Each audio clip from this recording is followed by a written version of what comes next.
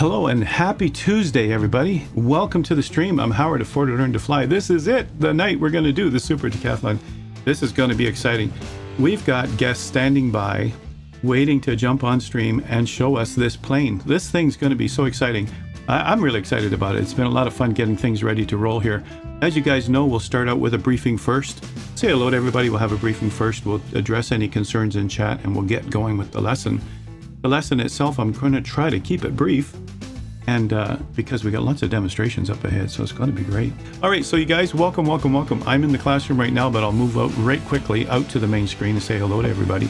But I just wanted to welcome everyone and say welcome to our Tuesday lesson on the Super Decathlon. This is going to be so much fun.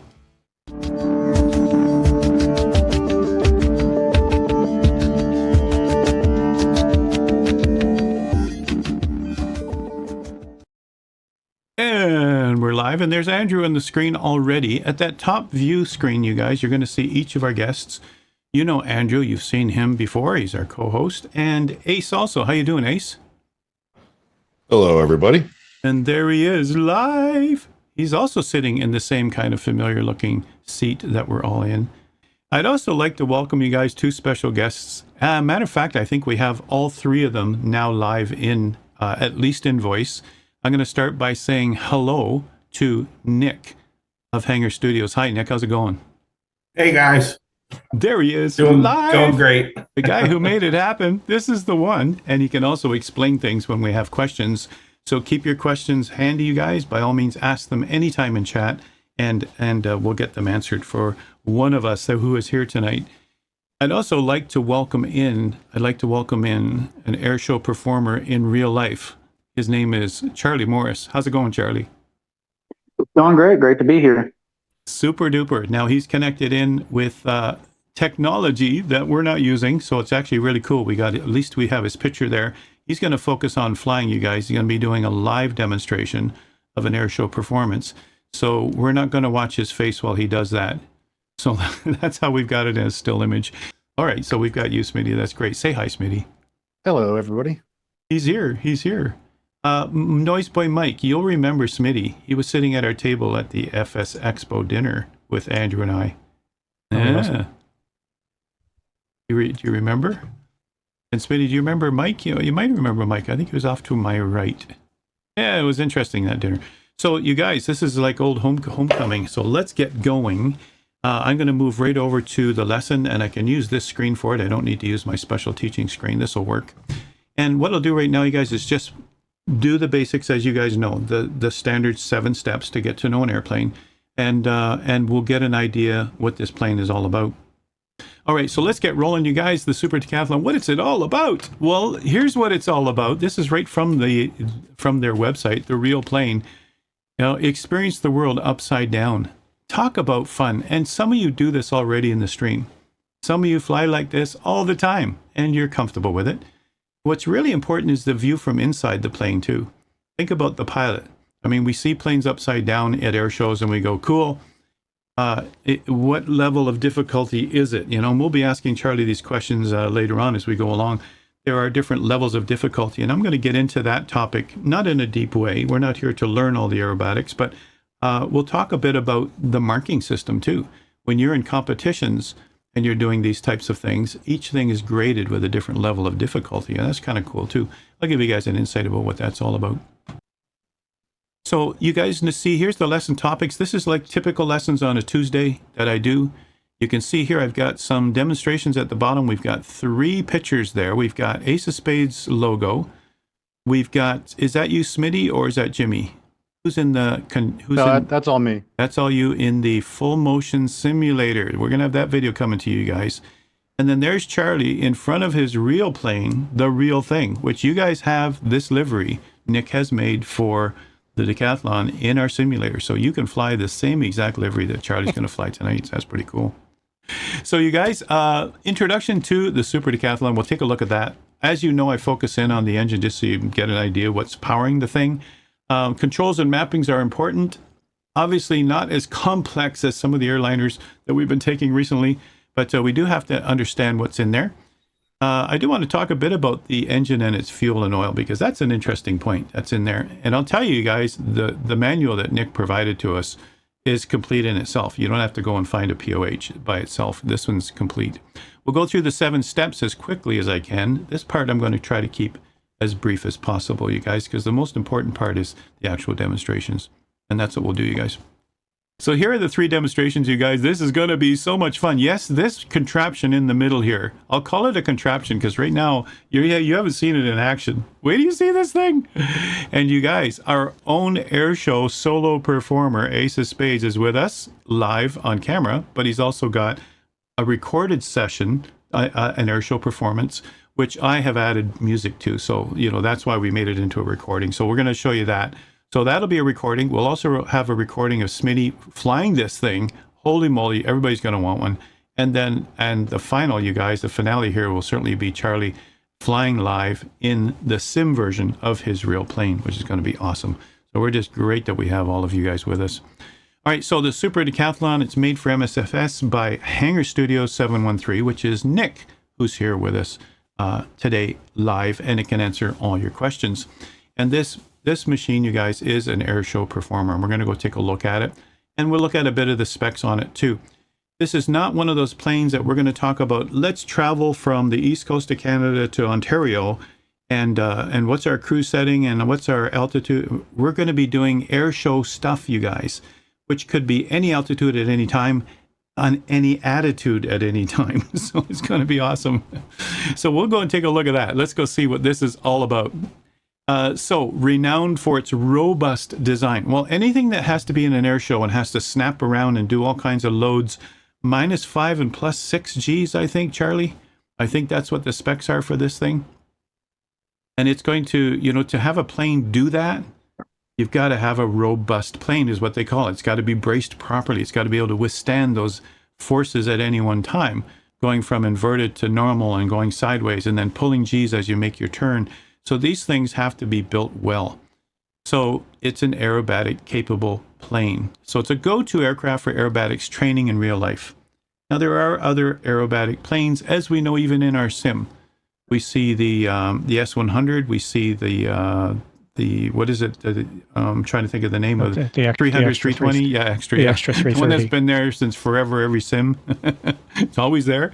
And you'll notice when you look out the left window, there's this matrix of some sort, or some type of spider web design or something like that. Well, they might be using that for a reason when they do these things. So this one that Nick has made for us for MSFS 2020, and by the way, I've just tested it this past weekend in MSFS 2024. And so we're good to go. All right. There might be some minor tweaks that Nick will want to make, but it flew just fine in 2024, for those who are wondering, which is just down the road, a month from now. So he faithfully replicates these characteristics, offering a virtual flight experience that mirrors the real thing as closely as possible. Now, I want to say this, you guys, the ones we have live with us tonight, the guests we have live with us have been doing testing. You also heard there's some testers in chat, and they were testing it to make sure it can do all the things that this plane is supposed to do. And Nick has been tweaking it to make sure it can do all those aerobatic maneuvers. So it isn't just your typical one-off, looks great, flies straight. That's not all the criteria that had to happen. And so that's no small feat, that's for sure. And here I did actually make a mention. No wonder it looked familiar to me. I mentioned in here that you were a tester for the Xbox, ensuring performance on the platform. And Smitty and Jimmy, this is why I put Jimmy on the title up there. Smitty and Jimmy are in a VR full motion simulator, you guys. And I'll bring that video to you also. So this is amazing. Now, Charlie does own a Decathlon, and he can tell us more about it if we want to ask more questions specifically about the airplane, and a bit of his history too. And once we get him going, we'll ask him some more questions and get him telling us about how he finally got into this sort of thing. Because a lot of people want to get into this sort of thing, you guys, and we all think we can do it because we do it in a sim, and we only crash a few times. Right, Charlie? So it's like when you get into it in real life, it's like you can't just crash a few times. You can't crash any times, right? So, Exactly. Exactly. It's a life or death thing. It's a scary thing. Yeah. So, hey, Phlox, how you doing? Welcome to the team, and I'll call it a team, you guys, because it's a growing list of guests that we have with us, and great to see you, Phlox. Hey, you're in the stream, too. So what makes an aerobatic airplane, you guys? I'm not here to teach this stuff. I'm not the expert, but I will talk about the design of the plane. And you'll notice this when you look at other planes, too, that can do aerobatics. How can a plane fly upside down when the wing was a bigger curve on the top and a flatter curve on the bottom?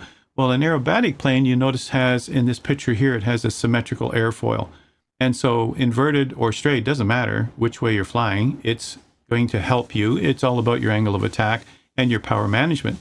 So, you know, in the first part over here, I mentioned powerful engine and lightweight frame.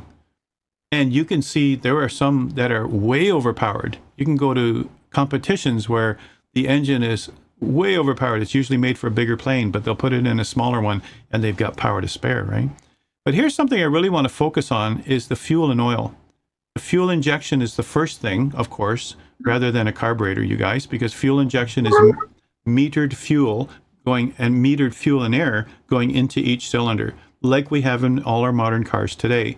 Fuel injection makes sure it's the most fuel efficient, and it's also making sure that it's dependable, and it's also making sure that it's exactly metered properly using fuel injectors. And that's what we have in this plane and many planes we've talked about in the past here on this channel.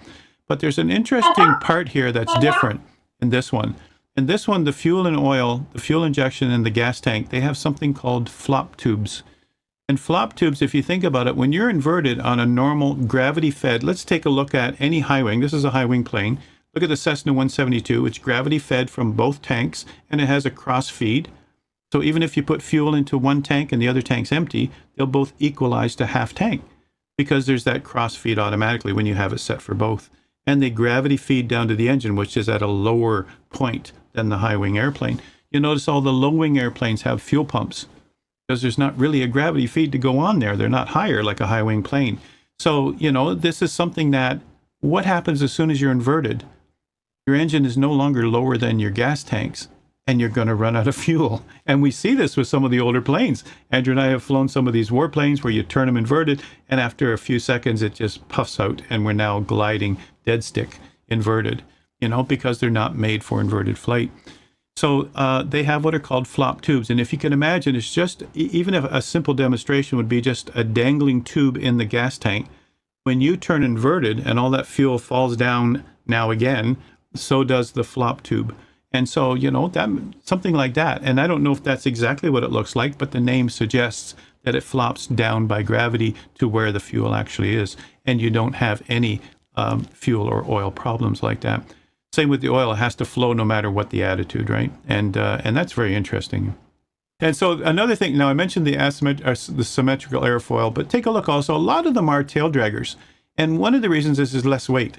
All you see right here is all they need for the extra wheel. The two main wheels, of course, which were spring steel for many years. Charlie, and I think they changed the model at some point to some type of aluminum gear. But spring steel, like we have on a 172, you guys, when students are plopping these things down on runways really hard, that spring steel gear is nice to have, right? And maybe that's the case here too. Maybe some of these airshow pilots plop these things down as if they're coming onto a carrier deck and they want to have that kind of spring steel going on. But the point about the tail wheel here, you guys, is that it's less weight than having that front steerable wheel on the tricycle gear airplanes. And so you'll see a lot of the airshow performers will have tail gear. Charlie, you want to comment on this? Any one of these points on this page? No, everything looks good. They do offer an aluminum gear as well on the newer planes, and then with their metal spar, it actually raises the gross weight of the airplane as well to give you a little bit of more useful load compared to some of the older models like what mine is. Right, because aluminum is lighter than steel, of course, right? Yeah. Yeah. Yeah, it's interesting how they evolve the design as we go along. So I thought I'd give you guys that little bit of an insight what makes an aerobatic plane. I mean, we can take a 172 and try and invert it, but good luck, right? Right, Mike? You can do anything once. You can try. But anyway, I want to also mention aerobatic flight maneuvers. Now, again, I'm not the expert and I'm not here to teach you guys this, but I would like to suggest, and this has come to me already from my proofreaders for this presentation, they've actually asked, are we going to be learning about aerobatic maneuvers? And I said, no, but maybe those who know them might want to volunteer to be a guest teacher on one of our Tuesdays someday. And that's just something I'll leave open for anybody who would like to do that. But what I want to mention, you guys, this is a course on Sporties called Aerobatic Flight Maneuvers.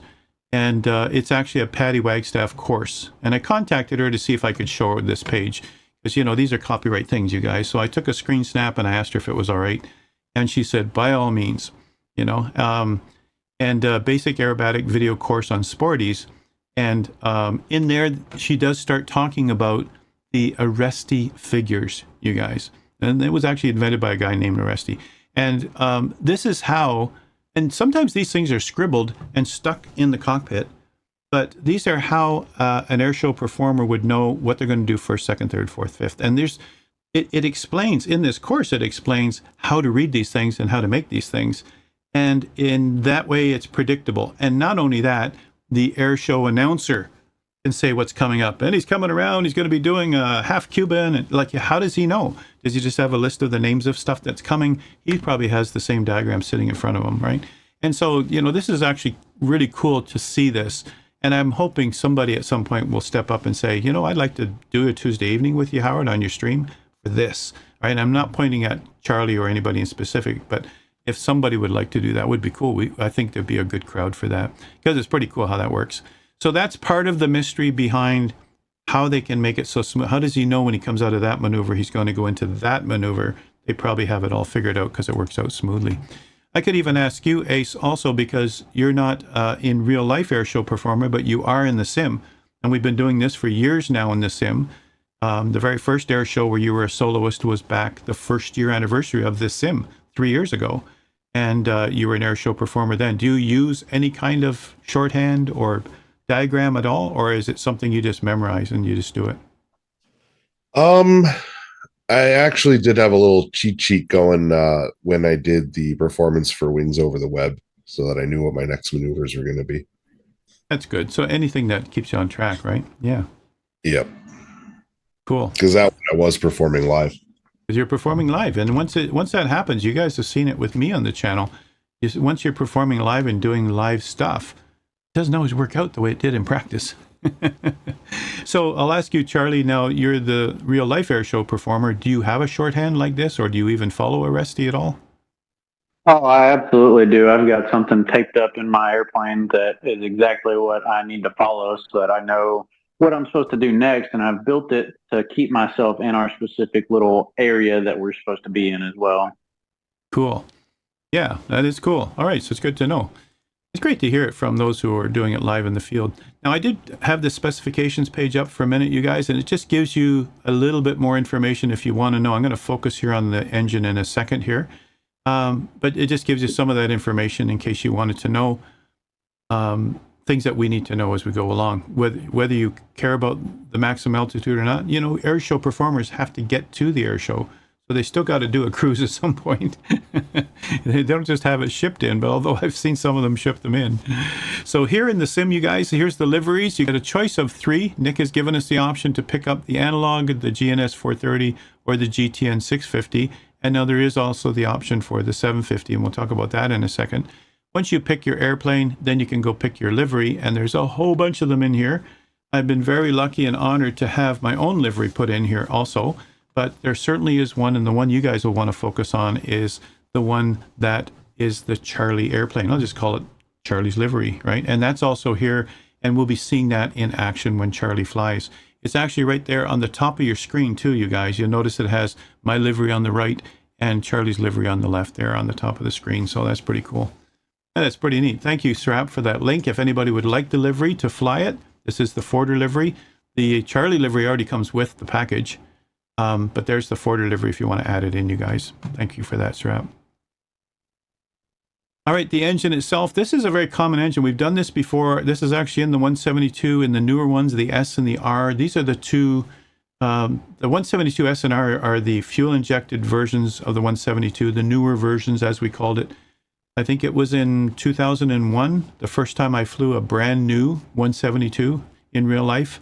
And I remember the owner of that. The owner had leased it to the flying school, and the flying school said, hey, we now have a 172R.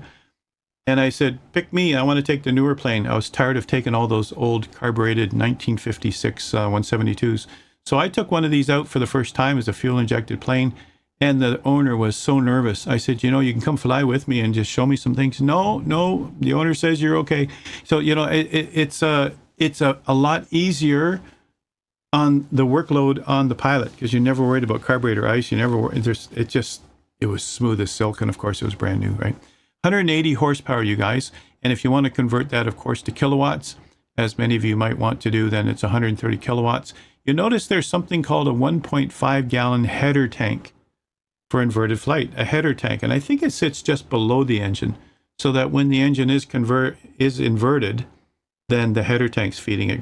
And also it may have a fuel pump on there also, and then the inverted oil system too. So, again, we have to think about the fact that this engine could be at any attitude at any time. And so it has to be able to get those things, of course. Anything you want to mention about this, Charlie, about this engine? Is this what's in your plane? Yes, that's what's in my plane. And our header tank actually sits kind of right in between your legs there in the front seat. If you look under the panel, you'll see a black tank. That's that 1.5 gallon tank. It gives us about 2 minutes worth of inverted fuel.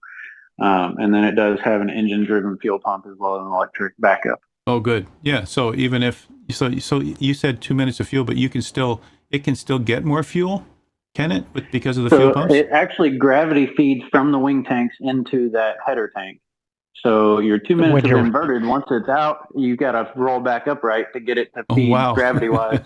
That's what I was wondering. Yeah, I thought I read something, believe it or not, this afternoon on Discord that it's 2 minutes upside down, or every minute right side up.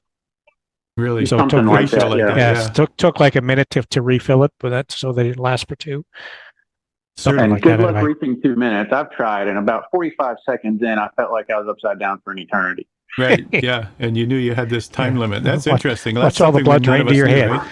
Yeah, that's interesting. Yeah, Surly Dev says he'd pass out before that. Yeah. I think a lot of us would. So it's interesting that it's in the most produced airplane in the world, you guys. There's an engine that's got at least 40,000 of them out there, right? So there you go. The 177 Cardinal, too, and the Mooney M20. So very popular engine and very reliable. And a good way to think about it, too, is, we're the weight of the 172 with the same engine. So that kind of gives you an idea of the performance compared to the 172. Right. Yeah. We're not going to get that kind of airplane performance out of a 172 that you're getting out of this one. But yeah, the same engine, but a more lightweight plane, you guys. Yeah.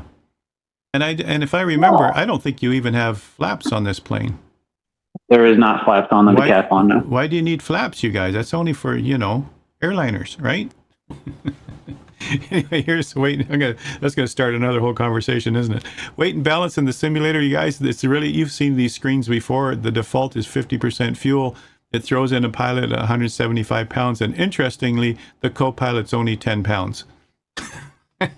If you're going to take one with you. But maybe airshow performers, I doubt they'll ever have a second person in the plane, unless it's really super powerful. But keep the plane as lightweight as possible.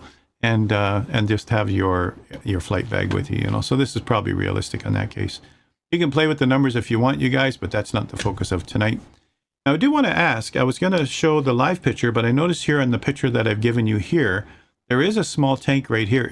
That wouldn't be the header tank, because that's not on the other side of the firewall. This one's connected, I think, to our propeller. This might be the oil governor tank. What do you think, Nick and Charlie? I modeled that specifically. That's the header tank. That is the header tank. Okay. That's what he's talking about. Okay, you guys. And so, no, I see this one's round though, but it seemed to be connected to the blue propeller lever. So I thought maybe it was an oil governor tank. But no, that just goes up behind it, the propeller line. Okay, so that's pretty cool, you guys. He's actually modeled that also. I mean, who looks underneath the dash in a sim plane, And even when you have the oil cover open, you can look in and see the engine, you guys. I mean, this is what Nick does, you guys. So I don't want to embarrass you, Nick, while you're live on stream with us, but we all know that your attention for detail. So what I've got this screen up here for you guys, the controls mapping. You can see here's my left throttle that I have here. I've got quite a bit of hardware here in my studio, but that's my standard left throttle when I'm using a stick in the right hand. And then, of course, when I'm using conventional planes like a 172, I have my yoke in my left hand and my throttle quadrant in my right. But as you can see in here, this plane was meant to fly with your stick in your right hand and your throttle and other controls in your left. And everything's all convenient for you right there. There are some other levers on the right too, and we can look at those once we get in the plane. But the main thing, you guys, is certainly throttle. And the main thing, of course, is elevator and ailerons. You get those things going, you're good to go. Now, the question that was asked by one of my proofreaders, Charlie, was about the propeller lever. Certainly, we know how to use that when we get to altitude and we trim our plane, and we trim for mixture, we trim for propeller, and we typically have propeller all the way in for landing and takeoffs. So how much of this blue lever do you use when you're doing an air show? It is full forward. We want as much of that power and pitch as we can on that prop. Right on. Good to hear. I wanted to hear from you guys. That was my educated answer, but it wasn't a definitive answer. I didn't know for sure, right? I just said, I don't think they touch that at all. They're so busy thinking about the maneuvers. They want to have full power and keep going. And I think, Yeah. Ace, you do the same thing, right? You're just throttle and stick, right? When you do it in the sim. Absolutely. Yep. And you guys who were testers, then did you ever have need to ever touch that blue lever other than in high altitude cruise? No, you just keep it full forward, and acrobatics is about energy, so you want all the energy you want. Super. And you guys are hearing it live from those who fly, so you know.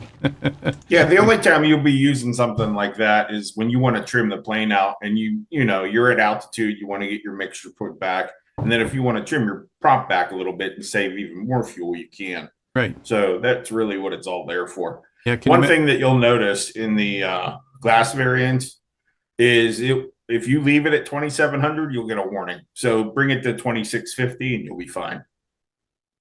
Super. See that? Those are the numbers, you guys. And TPH is saying, nope, full forward. Yep. Cool. So you guys. Exactly. And So, what it also does is it makes it while we're doing aerobatics where we don't have to mess with the throttle because the prop is constantly adjusting to make the engine not overspeed. So once I get into my airshow routine, I set it and I forget it. And then I'm just worried about the maneuvers themselves. right.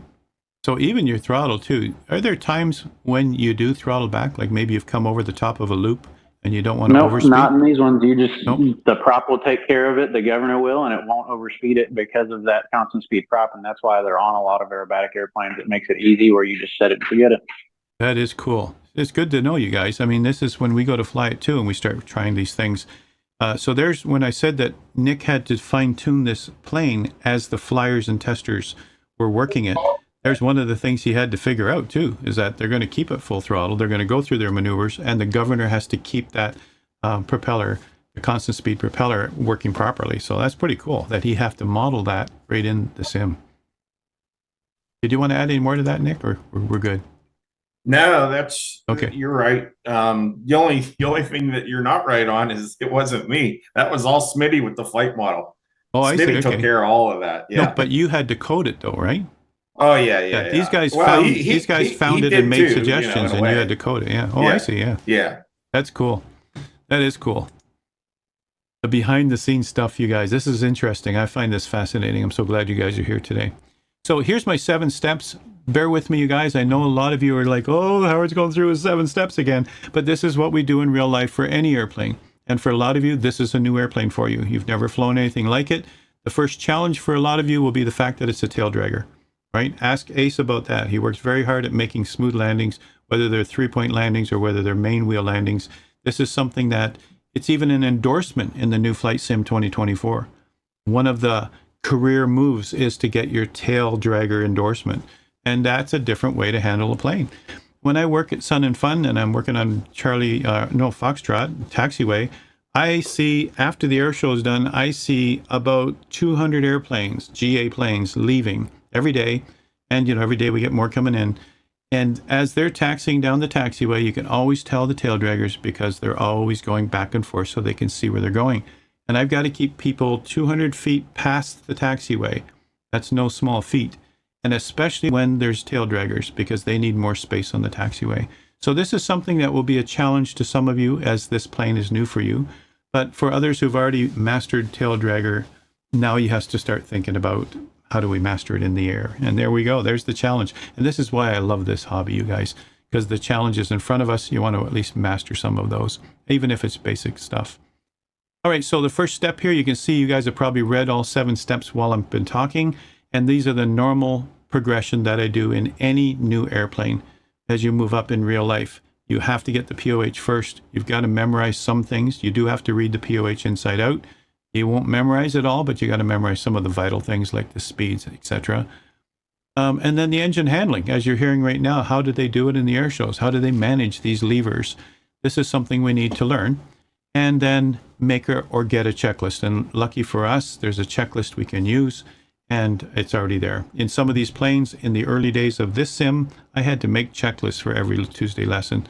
Now we don't have to do that. There's already one there. I'm going to just go take a look at, in step 5, the avionics, because Nick has given us quite a few options there, some great options, and I want to talk about one of the new revelations in this whole avionics package thing for Xbox users. I want to mention that too. Cockpit Orientation is really just looking through the different views, you guys. Not all of us, I should say not all of you, have a Tobii eye tracker. Not all of you have any kind of eye tracker. So it's good to know. I want to quickly look over at my avionics quickly, or my GPS quickly. So is there a view for that I can just click on the keyboard, and then, or with your hat switch? And so that's why we do want to go through the Cockpit Orientation. How do I get to the different views to touch whatever I need to touch? All right. And then the normal view for flying, of course, right? And then step 7, of course, is take it for a spin and get to the practice area. And I talk about practice area because with all new planes, you go up with an instructor, you take it to a practice area, designated practice area, and you do spins and stalls and whatever else the instructor wants you to do. And then you bring it back, and you've now become more familiar with an airplane. That's the thing to do in the sim too, although we can practice anywhere. We're not worried about population or farmers' animals. We can practice anywhere, so we don't have to go too far away. That's what that's all about. So Dale has a question about avionics. Is there any chance of a 530 version? No, just a 430 and a 650.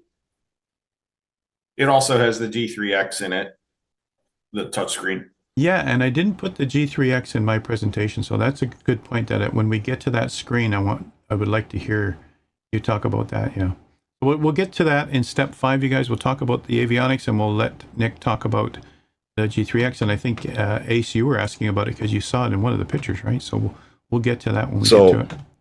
I'm in it now, and I'm screen sharing. So whenever you get to it, there is a bug that I was talking with Nick on Discord in the back there. There's a bug with your livery, Howard, that's not allowing the G3X to load up in the plane. Oh, that's why I've never seen it. See? Version. Okay, I'll give you a new version, Howard. That's my bad. I was still experimenting with my paint kit. No worries. And this is how it goes, you guys, when you want to be on the cutting edge and show it right away. And so just bear with us, you guys, and Nick's already on top of it. All right, so let's go take a look. The Pilot's Operating Handbook. Here's the one that comes with the airplane, you guys. This is awesome. This is made by Nick. And here's a picture of where you would find it. Find the folder where you installed it in your community, and you'll find a documentation folder, and in there you'll see the actual PDF. This thing is elaborate. This is great.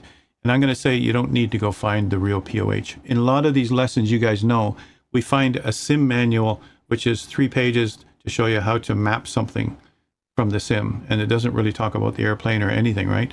A lot of developers would just give you that bare bones kind of 3-page manual. And then I always go out and find the real POH, and then we can learn more about an airplane. You don't need to do that here. We've got it all right here. And so here's an example of the table of contents coming out of this manual, which is pretty wild, you guys. This is typical for developers too. I used to teach programming in the college level, and I tell you, documentation was the last thing on everybody's mind. They would do their code. Some of them did some way cool code, way beyond my capabilities, but they didn't document it, and no one could recreate it or fix it. So, it's a typical thing with devs. I don't know about you, Nick, but you're different, man. You just go to the manual and make that as good as the plane. It's pretty cool. I'm impressed. Well, to be honest, this was the last thing I did before I released it. So that's how it goes, right? It's like it's enough. It's not the top priority, right? Until the product's ready to go. And I see a lot of coders do that. They've spent so much time coding, they're just tired of it all. The manual is a last thought, right? Yeah. So I've actually said right here publicly, in the public stream, very well done. That's just excellent job on that. Thanks. Yeah, 45 pages later. 45. There's a Yeah, lot in it. that's a lot, you guys. That's not your 3-page. Here's how to map something, and then that's it. And you know nothing about the plane afterwards. Now this has got a few lines on it, which I put the arrows in to try and give you guys an idea where things are. This is a really zoomed in close-up view of the airspeed indicator. This is really the lifeblood of any airplane, any GA airplane that we know. As a pilot myself of typical GA, 172s, we have to watch the green arc. We have to watch the yellow arc. We certainly know that anything red is danger. And typically there's a flap range. You'll notice here there's no white arc. There's no flaps. And you might even wonder, why not? And so, those who know how to fly and those who don't know how to fly well will certainly be able to manage landings without using flaps. And so we'll do a forward slip or something, right? Some type of crosswind connection. And so never exceed is 200 up here. You can easily do that in a dive, so you want to be watching that. The caution range, 160 to 200, as you can see. Now, because there's a color code, you don't have to memorize it, you guys. It's not like in real life. They're not going to question us or quiz us from a flight instructor on these numbers. But you just you glance down at your airspeed and see that it's in that normal range. That's really all it's all about. One thing you might want to pay attention to is at what speed does it really stall? Honestly, you're going to hear the stall horn during your maneuvers, but at what speed as you're coming into land, which is the most crucial moment, you don't want to fall out of the sky while you're coming in for a landing because you have no way out. You can't point the nose down and pick up speed. You're going to hit the ground. So that's when you really want to know what is the stall speed of the plane and make sure you stay above that, right? That's really what we want to do, right? Okay, so let's go over to, I said I'm going to go quickly, you guys. We're not going to do all the whole night on what I've got to show you. We're going to be showing you some demonstrations, so we want to get in there. This part's too small to read, but this is great. This is what I'm talking about with the manual, you guys. Operating limitations. This is like the real POH. And you can see in here they've got fuel, oil pressure, tachometer, cylinder head temperature. All these things are things that you read ahead of time in a real plane. And you get to know ahead of time in the real plane. What's the normal range? What's the caution range? What's the maximum range for each area? And when you see these things crop up and emergencies crop up, you turn right to the emergency section of a POH, section number 3, and you read in there what I'm supposed to do to fix this. And at the very least, of course, you're going to take it to the nearest airport because you're in trouble, right? But, we're not worried about that tonight. We're not dealing with emergencies. We're not going into the POH. We're not going to the emergency section and go through checklists. That might be a nice lesson on a Tuesday night on a conventional 172, but that's not for tonight. We're going to just go and fly and see some amazing things. All right, so engine handling. You still need to manage mixture at altitude and propeller when needed. You've heard all about this now, so we're going to leave that all the way in. We're going to leave mixture all the way in, I guess, unless they're climbing up to 6,000 feet before they fall over and come back. Maybe they'd have to do something with that. But this is what they're going to be managing, and they might be keeping that full open all the time too. So it's not as hard as we see in other planes where we've got to think about all the performance charts and when do we have to change the propeller and when do we have to, we're going to just, you've heard already, you guys, if you're doing an air show, aerobatic air show, and you're concentrating in a plane that's, heading straight to the ground, you're not going to be looking in the cockpit at dials and levers, and you're not going to be looking in the cockpit for anything. You've got that full VFR visual going on of your maneuver from inside the plane. We're used to seeing it from the flight line. We're used to seeing an air show. It was like, cool, look at that. That must be awesome while you're in there. What does it look like from inside the plane? And this is what we're going to get a chance to see, you guys. It's going to be awesome. All right. Your job is to simply manage your speed and the engine RPMs, of course. Checklists, they're all there if you want them. I'm not doing checklists tonight, you guys, to save time. You saw I did that with the 707 previously and other planes, but we're not doing checklists. We're going to either spawn right on the runway or just get it up normally. Mixture full rich, parking brake on, a little bit of throttle, 1/4 inch, turn that key and away we go. All right. And we're not going to be messing around, although it's good to have all of this. And it's great to relax and do all of this when you're not going to do a demonstration on stream. But for tonight, I'm just going to go straight into taking off. I'm doing a very short demonstration of just basic flight. Take off, turn around, come back, do an inverted flyby. That's it. That's all I can do, you guys. That's all I know. So, and then I'm going to come in and do a landing. and then we go to the advanced stuff. And everybody else can take over from there. So special add-ons. Here we are at step 5 out of 7. Here we go. And so number 5 here, special add-ons in this plane, other than the gorgeous liveries, which are amazing. we're going to just mention here in this section of my presentation about the different panels that you have. He's given us so many options, and it's so cool. I love the analog. So does Andrew, as you guys know. I think Ace, in this case, I think you like the analog too, because we're not worried about GPS at the moment. We're worried about Airshow performance, right? Am I right in that, or do you prefer a glass panel? When doing air show work, yeah, analog is fine. If I'm flying a flight somewhere, I prefer glass usually. Right. But like Andrew says before, and like I've said many times too, you guys, when you glance down at an analog panel, you see where those needles are, and you just need to glance. You don't need to interpret it. Your brain doesn't have to take a digit and figure out if it's green or red. So analog does work for a lot of people, even if it's a glass panel with analog needles, which you see in some cars too, right? Anyway, it's interesting. But, don't forget, you guys, and, our stream is faster moving than you would in your own plane. Don't forget to walk around it and appreciate what's been done to it and how it looks, and just amazing job that it is. And that's what you'll want to do. So let me just show you some of the options here. Here's the 430 glass panel. This is right out of Nick's manual, you guys. So I'm not going to recreate these shots because he's done such a great job of it. And he does explain what each of these numbers are in the following text that come after it. Take your time with that when it's off stream, and then you can have some time to start getting familiar with your plane. Here's the GTN 650. Now this is a touch screen, so we can use our mouse right on the screens, or down here we can use the mouse right on the screens. And we've covered these in other lessons on Tuesdays. We did a series of Tuesday lessons on just avionics, the working title ones. And we've done the 530, 430, the 650, 750, the G3X, and all others. So we've done all that.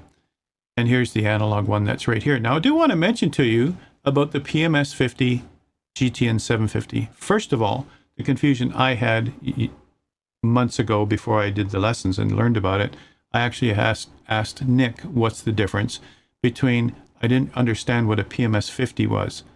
Is that another avionics panel? And why is it put together with the 750? I mean, I had these questions, and so did other people when they asked me, like, what does that mean? And what I learned very quickly was PMS 50 is the website, the people who make it, and they are pms50.com. They make the GTN, the Garmin Touch Navigation Screen 750 in-game panel. But what's remarkable here, and the reason I'm pointing it out here, is that Nick has been working with PMS 50 and partnered with them to make this a pop-out panel, and this panel can be used in the Xbox. Now, the interesting thing, and the point that Nick made for me and clarified for me, was the GTN 750 in-game panel exclusively to Xbox with the purchase of the plane, and then this in-game panel now works with any plane, just like the PC version does, if you own the Super Decathlon already. It's like, there's worth the purchase right there, you guys. Go get it. Can I throw a question? Go for it. Nick, this in-game panel for the 750 exclusive to Xbox, is that basically an Xbox version of the freeware 750 for PC? That's exactly what it is. Yeah, it's kind of what I was thinking, but not having Xbox, I couldn't say for sure. But so those of us on PC already have this as a download from. Yeah, you guys have had it for a couple of years now. Yeah. He partnered with me exclusively, and because I kept the price of my plane reasonable, he went with me being a partner and getting this into the Xbox. What's really cool is now Microsoft has made it available to us that we have Xbox preview package. They call it XPP for the developers, and I can literally upload it. 10 minutes later, it's ready to be tested on the Xbox. It's that quick now. So between PMS 50 and I think we made 2 changes to get this right. He had it all good to go. He actually made a new update in the GTN 750 panel almost a month ago now. Yeah. And when he did that, he gave me the update to put in the plane so that Xbox has it too. So they have almost exactly everything that's available to them. The premium package, they can try it out every Thursday. There's a code that he has on his website. Yep. So if you have the freeware version, you want to see what the full version is like on Xbox, you can do that every Thursday and just put the code in. It works for PC as well, because he's had that for a while. Yes. Yeah. And Nice. nice. That's what I thought yeah. it was, but I wasn't sure. And you guys, you notice Ace's note in there too, where he's talking about the 530. He has a native 430 mode, and he has hardware, so he can pop out the display and put it into his hardware, just like Andrew can too. Andrew has a 530, 430. I think yours is real sim gear, Andrew. So Yep. this is something that's really nice to have, you guys. And so this is really cool. This is revolutionary, you guys, what Nick has done here with PMS 50. And so remember that if you own the Super Decathlon, now you have this pop-up available to you on Xbox. It's pretty cool. I think that's an amazing thing, Nick. So thanks for clarifying for me. Yeah, no problem. I Yeah. like to think of it as a two-for deal. So if you get the Decathlon, you can get the GTN panel. Some people might not even want my plane, and they just want the GTN panel. So if you want it for Xbox, hey, just go buy my plane, and There you'll you have go. it for every other Just plane. leave that's it in the same. hangar. Yeah. Yeah, just like you guys have for PC. You know, it's really cool. Yeah, but you know what'll happen once they have your plane? They'll go, wait a minute, this is a cool plane. Well, technically, I think now this is the only way that you can import flight plans into Without Xbox. going Yeah. without going through a PC to get it onto the cloud, Yeah, Yeah, do all that. which is a Jumping pain in the through rear hoops. which is a bit Now of a you can nuisance. now you can just import it through the Yep. GTN panel. Sean, that's true. Sean, Yes. that is Who- true, Who Sean. wouldn't Yeah, want one? absolutely. Yeah. Who could not want one, you know? They are amazing. Look at that. Is that one of Nice, your thans, Sean. is that one of your friends there, Nick? Or is that I'll tip you later. I'll tip you later, yeah. I always say that too when people say nice things about me. Have we met before? So get to know where everything is. You guys know this. When you work with any plane at all, you just like, I don't know, where's the fuel switch? Or where's the fuel selector? You got to know where everything is. So in this case here, when you're going to start it up cold and dark, eventually you should do that from scratch, you guys. Where are the normal things we need to know? That's really what it's all about, right? So let's just go through the orientation using the control key and a number. And the interesting part is, you guys, I have a lot of Xbox users who also tune in, and they say to me, do I really need a keyboard and a mouse? And I say to them, absolutely. Because there are plenty of shortcuts on your keyboard, or else you can use your mouse to click around on the screen. So even, a lot of Xbox users say, okay, I'll hook some of those up. You do have USB ports on your Xbox, whether you have an S or X. So using the control key and one of the numbers across the top of the keyboard are different views. And so here's the normal view while you're flying. Now, some people, they might even use their mouse wheel to zoom out a bit more and be able to have more peripheral vision. I do that when I'm flying helicopters. But you'll still want to be able to get an idea of what speed you are at the time, or get an idea certainly of what's up ahead of you, especially if you're heading toward the ground. But so you pick the views, you guys, make it your own, right? So let's just take a look at the different control keys. Now there's our main screen, just so you can get an orientation of the screen. Unless you're recording your hobs, you don't need, look at my hobs is already at 4.2 already. Wow. But unless you need to record your hobs like in real life, most people just need to know where's my 6-pack. And as you can see right here, then your main gauges that you need. There's your vertical speed, there's your forward speed or your airspeed, and then here's our altitude, and down here we can see our RPMs. All right, and so when you look at these, you just say, okay, what else do I really need while I'm flying, right? Certainly you want to have access to temperature and pressure when you're looking at engines and stuff like that. But, for now, it's the main flying screen, and while you're always looking out the window, you're just glancing, typically at airspeed and whatever other scan you want to do. All right. In cruise, it would be different. It'd be a more relaxed scan. In cruise, you would do a cruise check every so often, where you're looking at temperatures and pressures and adjusting things. But here, when you're doing, like tonight, in an air show or in some type of aerial display, you're mainly just glancing quickly, and you're still flying out the window, right? That's the idea. All right, control number 1 gets you that screen, by the way. I thought I mentioned that. I had to put in the extra part here. Hit the control key, then hit the 1 key, and you get this view no matter where you are. Then here's control 2, where it's focusing on the avionics. Control 3, moving over to the left, you can see the throttle and all the levers. Control 4, now we're looking up into the wing fuel gauges. These aren't just sight gauges, these are actual analog gauge that you see here in the wing tanks. And if you go to control 5, you see the other one on the other side. And you can see there's where all the switches are. The panel did look kind of bare when I first looked at it. I was like, wait a minute, where's all our switches? Ah, there they are, up there in the upper left. And so this is a red light just a light, red light. I think if you move the switch, I don't know if this works, Nick, but you can move the switch and make it a white light. I don't know.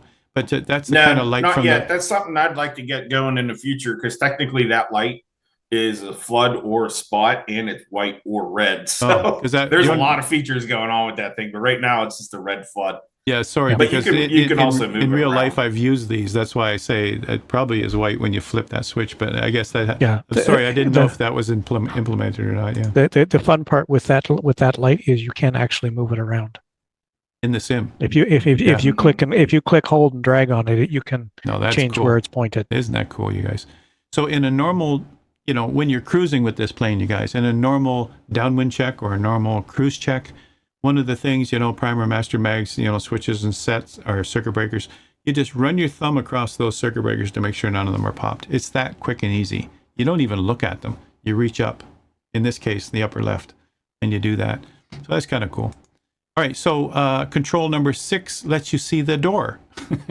I'm not sure why, Nick, but maybe this is a default view. I don't know, but okay. Yeah, so it's just the default while I'm views. flying, I can look out there without moving. On it, you can open the door, or you can open it. Yeah, that's cool with the handle. Yeah. And by the way, back here, you notice, you guys, there's this little piece sitting up right here. This is actually to keep the door from banging against the frame. They have these little bumper thingies. I think that's what it is. And then control 7 lets you see the levers on the right, and it lets you see further down into the cockpit. There's this emergency release lever here in red. Put the wire on it. Control 8 is sort of like, I call this the formation flying view, you guys. A lot of times, obviously if you're on somebody's right wing, right? It doesn't work well if you're on somebody's left wing. But out here, I can see someone's right wing, which should be above me. It should be right around in here. And I could stay there like that using this view without having a head tracker, without having to look in that specific direction. So I think that's cool if you're going to do some formation flying with somebody. And then control 9 back to a normal view for flying. All right, those are our views. There's our 6-pack. I've talked about it. It's nice that they actually have this on the screen. And not only is it here, but it's in high definition. Look at this. You can actually read it. I've seen some of these placards where you go in closely and you don't even know what it says. It just looks good from a distance. Nick has made sure these things are high definition and they look great. And it's pretty neat because it's all aerobatic maneuvering speed, you guys. Look at that. So there's lots to learn, right? There's lots to learn. There's no doubt about it. All right. A note from Charlie. I've asked him to do something for this page. And so first of all, I'll mention to you that the website for Charlie is cmorrisairshows.com. You see that on the bottom of the screen here. And by all means, everybody go there. Follow, subscribe, do something, right? Because he's here and he's taken time to come and see us today, and that's really cool, and he's going to fly in a minute. All right, so some background from Charlie here. He comes from a family of pilots, completed his first solo in a glider at 14. At 14, none of us were even thinking about flying, were we? And powered airplanes by 16. Mamma mia. And when you come from a family of pilots, I guess there's always an airplane somewhere you can jump into, right? And get the bug. And not all of us have that, Charlie. Oh, I'm extremely lucky, that's for sure. Yes, absolutely, right? So then he's got his first decathlon by the time he's 20. I mean, who does that? Most of us are still looking for a career. And pursued his love of aerobatics and air shows. No, I edited this. I condensed it a bit, but there's more that Charlie has shared with me. But so now he flies them in air shows, you guys. And someday you're going to be at an air show and you're going to be seeing him there. And you go, wait a minute, is that Charlie? The same Charlie that was on the ForderLearnToFly? So, and don't forget to get his autograph, you guys. So Hangar Studio 713, Super Decathlon this is his quote, a truly amazing model of the real thing. Coming from a person who flies them for real, he doesn't have to say that, you guys. He's not being paid to say that. And he's saying it's a truly amazing model of the real thing. And that's what's exciting about this. One thing I like about his logo, you see that, Ace? His logo, that's not a plane on the ground. That's a plane in the air. Right, Charlie? Absolutely. That's a picture from one of the air shows I was performing at. That's cool. And then you just turned it into a logo like that. That's pretty neat. Pretty neat. All right. Last step and then demos. Were you going to say something, Ace? No, I was just saying that's cool. Yeah, it is cool, isn't it? Yeah. So you notice I've got on my list here for things we're going to do when we take it to the practice area, guys. For you and I here in the stream tonight, we're not aerobatic pilots, although in the sim we can get more daring than in real life. We can try stuff. We don't really know all the maneuvers unless you study them. But what we want to do is make sure our mappings are correct so that we're not fumbling trying to get the controls working right. And here it's pretty basic, of course. You know, your ailerons, your elevator, and your throttle are the main things. Eventually practice cold and dark startup, because it's all there, you guys, and properly modeled. And then look around your cockpit and get to know where everything is. Practice at altitude, where you've got extra space below you. Everybody who's on stream tonight has seen the Top Gun movies. When they practice, they have a deck. And that safety deck is, if you go below that deck, it's simulating your crash, right? You went below deck, you obviously crashed. And where in real life, you're still 3,000 or 4,000 feet above the ground. That's the sort of thing you might want to do too when you first start practicing this kind of stuff. Going down the runway inverted is something Charlie can do. He's got nerves of steel. AceOfSpades can do. He's doing the same thing. He's been doing it for years. But you and I might go down the runway at 100 feet off the deck and just do a little blip with our stick or our yoke, and we just run right into the runway. So we want to have a little bit of, let's try that at 1,000 feet or 2,000 feet and make sure we can keep it straight and level inverted. And then when we get good at it and confident with it, we can bring it down lower to the crowd, you know. So that's why I say don't crash, because it's going to happen. You're going to run out of energy and you're just going to crash. And it does happen, you guys, in the sim, because we just go ahead and just try it instead of the caution that you'd have to take in real life. So we're braver than the real life pilots, that's for sure. I also want to mention, you guys do a 3-point landing. Now you can land on the main wheels and let the tail wheel fall. That's a question I want to ask. Typically in small GA planes, they're 3-point landings. In the heavier warplanes, they typically come down because they got a lot of speed and power anyway. They come down and they land on their mains first and then let the tail drop. And some of them, they don't want the tail to drop to the last minute because they don't want to do a ground loop. What's your take on it? First of all, Charlie, because you fly them for real, what's your take on this plane? What's the best way, 3-point or mains first? For this plane, it's situation dependent. If you want to land in a short strip, you're going to do that 3-point to bleed off all that energy and get stopped as quick as possible. If you're dealing with high crosswinds, you want that wheel landing. I don't recommend it, but I've done up to 35 knots straight across in these things, and I do the wheel landing. But I can also land at 100 mile an hour in real life. So. The maximum crosswind 17, Charlie. Yeah, well, that's demonstrated. It's not a hard line. It's just what they demonstrate. They always throw that verb at me when I say that. Right? That's demonstrated crosswind way. That's manufacturers demonstrated. Okay, you've had up to 35. Wow, in a tail wheel. Wow. It's not easy. It's work, but it's doable. Wow. Amazing. Oh, that's interesting to know the difference between the two. I thought it was because a light plane would land on all three for control. But you can easily land, like you'll see in the demonstration with Ace, you guys. AceOfSpades will land on the main wheels, and he'll bleed off speed because he's got, I think the runway you land on, Ace, has got something like 8,000 feet. So you can take your time and you just let that tail wheel drop, and it's very relaxed, and that's a really nice way to do it. But you heard what Charlie said, you guys. When you're in a short field or a shorter runway, you want to get that tail wheel down and you want to get control and get that thing stopped.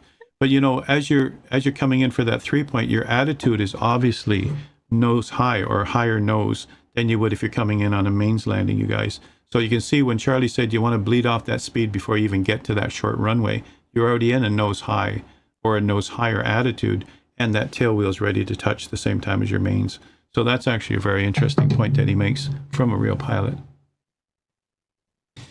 All right, so let's go. My first demonstration is just get the plane in the air, come back around the runway, and take it in for a landing. That's all I'm doing, right? And I'm taking a very short time to do that because we got more important and more interesting demonstrations to do. All right, so let's do that first. And we'll go into my plane. And we'll just come into here. Lots of planes around us. Ooh. I'll just turn the volume down a bit. And there's obviously, oh, it's just coming back up here because it was paused. There's obviously other planes around us. I'm using my, there we go. They were using my livery. Look at us. Is this all us? No, this can't be all us. Is it? We're all here. Us. We're all here. That's so cool. That's great. And we are at, there's a whole bunch of them. We are at, let's see, we got ABUU. Yeah. We got me, Nick, you, Dale, Oz, Smitty, Srap, Dijing, Holy moly! Not sure where Ace disappeared to. He's not there anymore. All right, let me make sure my controls are mapped. So remember the first thing we do, we get in the plane, you guys, make sure your mixture, your propeller, and your throttle are all working, right? Make sure your parking brake is on. I'm not going through the checklist. I'm just going to make sure that normal basic procedures are being done here, right? Now you're in a tail wheel, that's why it's pointing up high like that. This is the default view. And if you've got a head tracker, which I turned mine off because I was doing testing all weekend on FS 2024, so I'm just going to manually just use my mouse to look out. But take a look out at the breakdancer out here. Take a look out at this matrix right here. Charlie, do you want to talk about that? That's on your plane too, right? This kind of wire art that's on the wing. We'll call it that. You want to elaborate on what that is?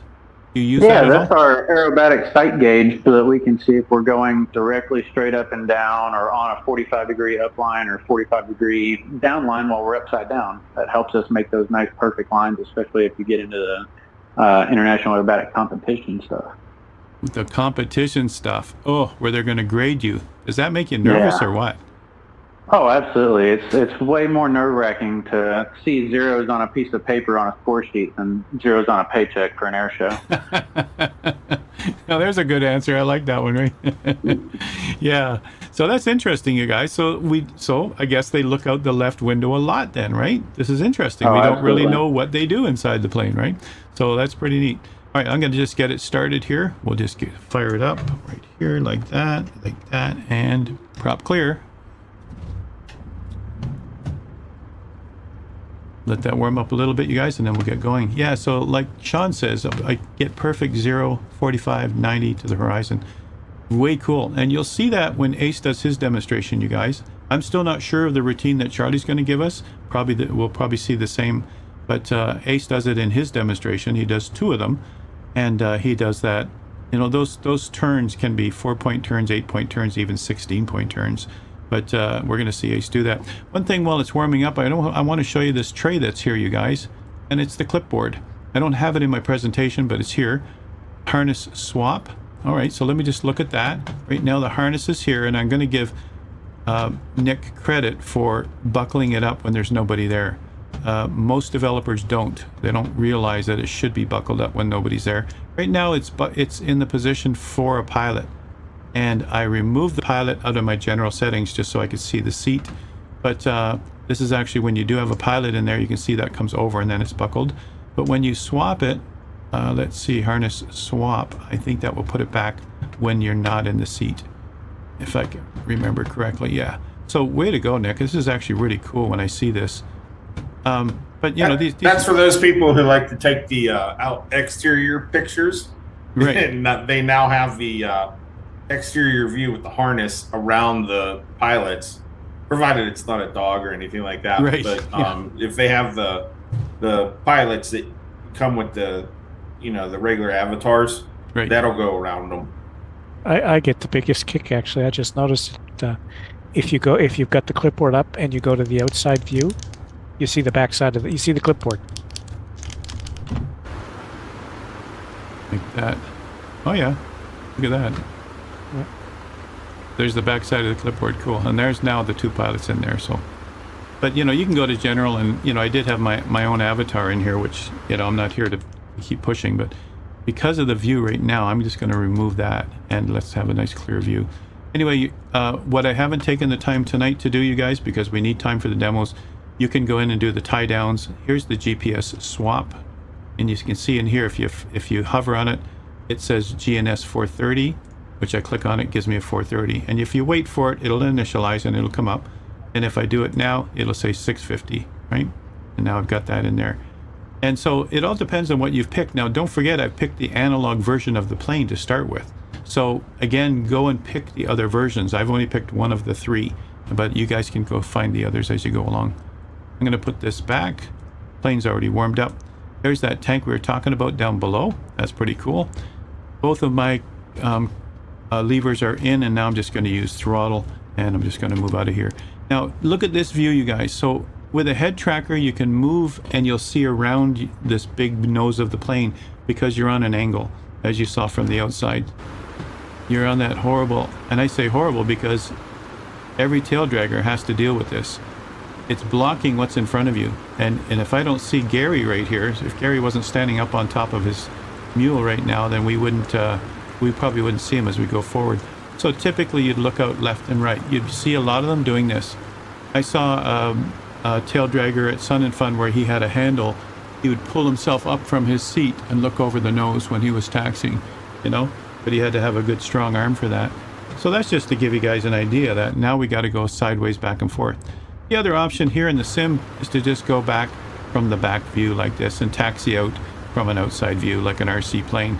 The safest way to do it, or even like this where you can see the taxiway in front of you. Well, let's do some of that. I'm just going to do a quick run up here. Left, right, back to both. We're good. Very quick one. Here's somebody heading out ahead of me. Just good. There, I just missed them. Wow, nice aggressive turn there. And you can see in this view here, it's easy to taxi because you can see where you're going. Now let's see what pilots really see. What are we going to do with that, right? Now, the two options here, you can use your cursor keys to get a better view. There we go. That's the same as pulling yourself up with a handle, all right? That might be what you want to do, you guys. And if you've got a head tracker, mine isn't even turned on right now, then you can just do this all the time. And you'll see a lot of them doing this. Oh, that's too drastic. You'll see them doing a little bit of a sway back and forth. As you can see now, I can see right out the right side. Now I can see out the left side, and I can taxi a tail dragger out. Yeah, that Rad, there's no route tonight. The airport we're on, we're not going anywhere. We're just doing demonstrations in the area. But the airport we're on right now for the live part is KBUU, Kilo Bravo Uniform. All right, let's get this rolling. Andrew's already in the air and rocking and rolling. I'm going to take off from here. Full power. I just want to check my engine instruments, which you normally do. I'm just glancing down to see where they are. You notice let me just start that over again. I got lots of room here. I was saying wherever the engine instruments are, and then automatically the nose started to drop. Let's just bring this back over here. Oh, my rudders have been changed since the last time I used them. I used this setup for 24, you guys, and everything's changed now. So I'm going to pull back on the elevator to keep the tail wheel on the ground. I'm going to take off the other direction this time. I was on the technical alpha for 2024 all weekend and had to map everything, and so I should have checked everything again today.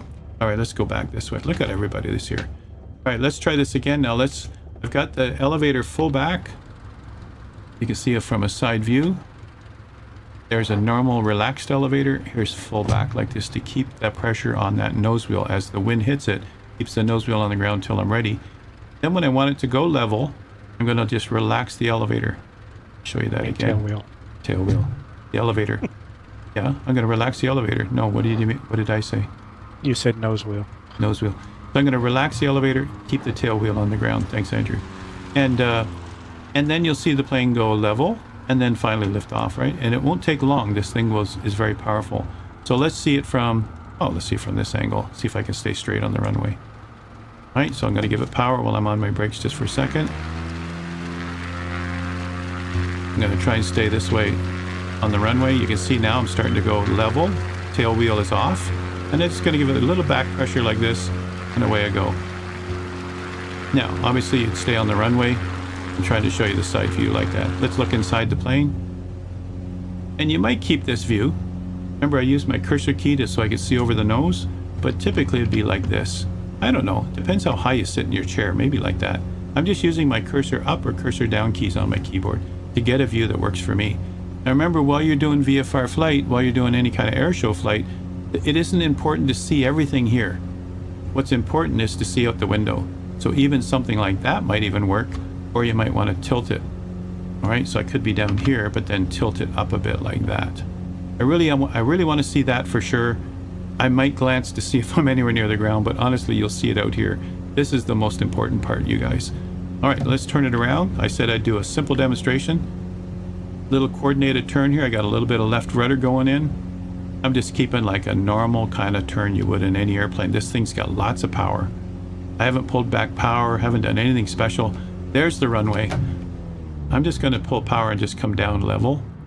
Put power back on again when I'm pretty much about 500 feet above the ground. And just head down the runway inverted. That's just a simple thing that I'm going to do. And that's all I'm going to do because I'm not an airshow pilot. Everything like that. Back to power again. Let's get some power going. And simple enough. Aileron roll and push on your stick or your yoke. Whoa. Push on. Okay, I'm not going down the runway. But what I'm doing is I'm just pushing on the yoke now so that if anything, I'm going to go up. If you pull back like you normally would want to do, it'll take you right into the ground. If I pull back, look, it's heading to the ground. So I'm pushing to stay level, or pushing to find that level point where I'm okay. But look at the view from inside the plane. Now, a pilot would normally be able to look up and see more of the land if they wanted to. But this is a fun view, you guys, if you can get comfortable with it, and then trim it. Well, let's see if I didn't even test my trim right now, but let's just see if I can trim this. Remember, it's opposite trim now. If you're trimming up, where's it go? If you're trimming down, where's it go? And right now, I'm hands-free, right about there. Hands-free. So, Look, Ma, no hands. Look, Ma, no hands. And then, nobody on the ground knows that, right? And there's what it looks like. And of course, when you go back the other way, the ground changes around you. And then you'll do something else from there. One other thing I want to show you, because my demonstration is going to be short, you guys, is the smoke system, which is really nice. Nick has done, and it's a multiplayer smoke system. I'm just going to turn it on here with my taxi light. Hope it's still mapped. Boom, just like that. Is that cool or what? And when you start seeing that from another view here, if I can do this without, pull that up, Howard, pull it up. I better get back to a normal view, you guys, because I was just had no idea where I was. There we go. Okay, let's do it from here. And get back out like that. See? Look at that. Look at all that erratic movement. But you can see someone else with smoke behind me too. Oops. Now you better not use this view anymore, because obviously I don't know what I'm doing. But you can get back to a normal view here and just get flying the plane properly again. I think it was because it was trimmed for inverted, and just to show you inverted, and then I relax on the wheel. I relax on the stick, and it automatically headed to the ground, you guys. So there, I think I'm trimmed better now. Yeah, there's a more hands-free trim. Wow, when that's I go to reset, Howard, I just hit the F key on my keyboard. Is that right? Recenter, yeah. That recenters the trim wheel? Wow, that's cool. Didn't know that. Well, not trim, but your view. Oh, I see. So hit the F key like that. Yeah, I see. That's cool. All right, now I'm going to bring it in. Look at, you can see smoke from others. I think that's cool. And we didn't plan it or practice, you guys. We didn't have enough time, but we could get a bunch of us together, Srap, Andrew, Ace, all of us, and we could do a flyby. But we didn't practice it for today. As you can see, Srap's doing nice things over here on the left. Andrew's doing something on the right. Ace is up ahead of me. I'm just going to bring it in for a landing now. And then we're going to watch the others do demos. If there's time at the end, then we will certainly go do another free flight. But we want to make sure the demos can get done, you guys, in our time frame. I'm just overlooking at the clock. So I'm not really looking at any kind of numbers. I'm pulling back power. I'm going to do a forward slip to come in a little lower. And the reason you do a forward slip, you guys, and this isn't a perfect demonstration, is to get down low enough without gaining speed. You notice I didn't gain speed as I got lower, but I am way off kilter, but we got a long runway ahead. I'm going to try and bring this thing in and put it down and stop before the end of the runway. And you notice I'm not over speed because I used a forward slip. You'll see better landings from Ace, you'll see better landings from Charlie, and you're going to see some very interesting landings from Smitty. And there was a little tiny bounce. I'm pulling back on the yoke. Yeah, that was a big bounce. I thought I was already down. You notice all the beeping going on. Something that's very unnerving for a lot of people. The beeping. I'm going to turn my smoke off. I'm touching my brakes. Still keeping the elevator back so that the tail wheel stays on the ground. So I was down. It was rough. There was a bounce there. I didn't pay attention to it. This isn't the demonstration you want to pay attention to. We're going to see some others do some things now. Yeah, that beeping, it was a smoke alarm, yeah. I told the passengers all cigarettes have to be out before we get on the ground. Nick's going, what? So that is That's the stall horn, you guys, you know? The stall horn. And as many of you know, there's a mechanical one or electronic ones that you have in planes. The stall horn in a lot of planes will sound 3 to 5 knots before you actually stall. So a stall horn is a warning that you're about to stall. And you saw that as we get closer to that AOA angle, you saw that the beeping would happen. And you're going to see this in normal aerobatic flight too. You're going to see it on Charlie's machine too when he goes flying. That kind of beeping will happen at different attitudes. There we go. And from there I would get clearance and taxi away from there. I'll get down here, shut her down, and we'll go into some demonstrations from others. We got lots of time to do all of that.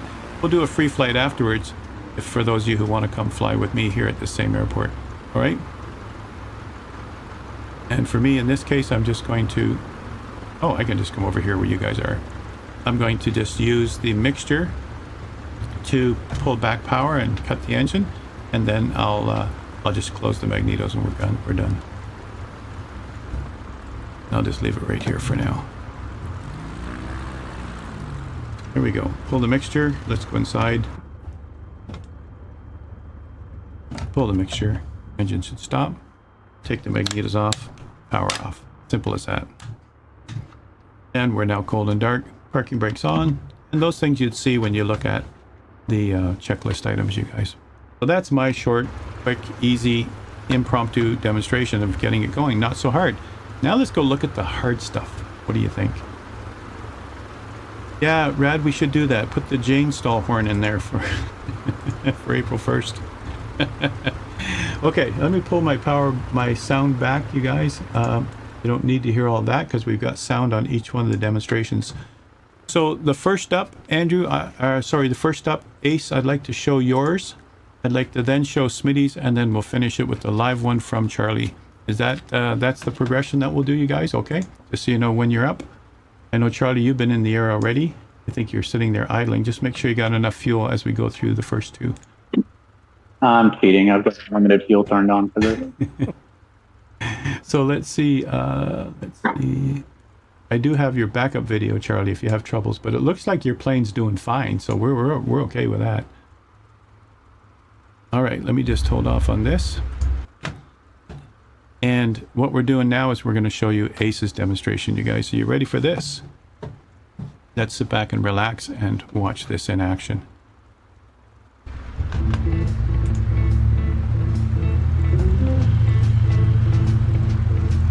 Comment all you want in chat, you guys. Do the oohs and the ahs when you feel like it. This is a relaxing Tuesday lesson session.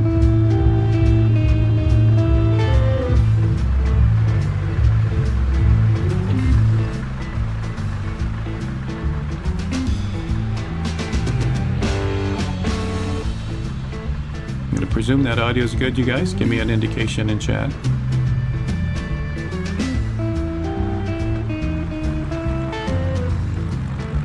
Thanks, Shirley.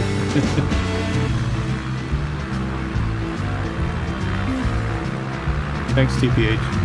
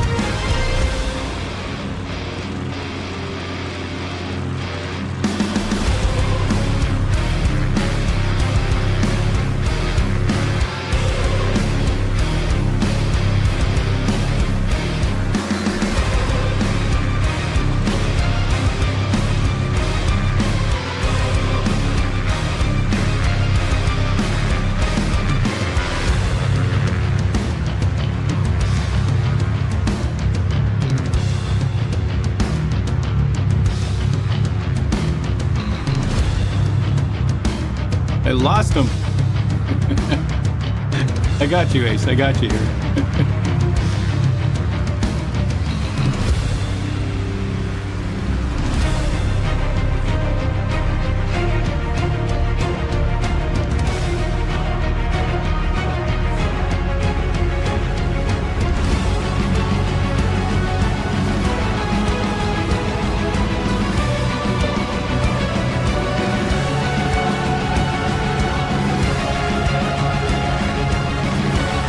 Cuban, look at that. Oh, sweet. Ooh.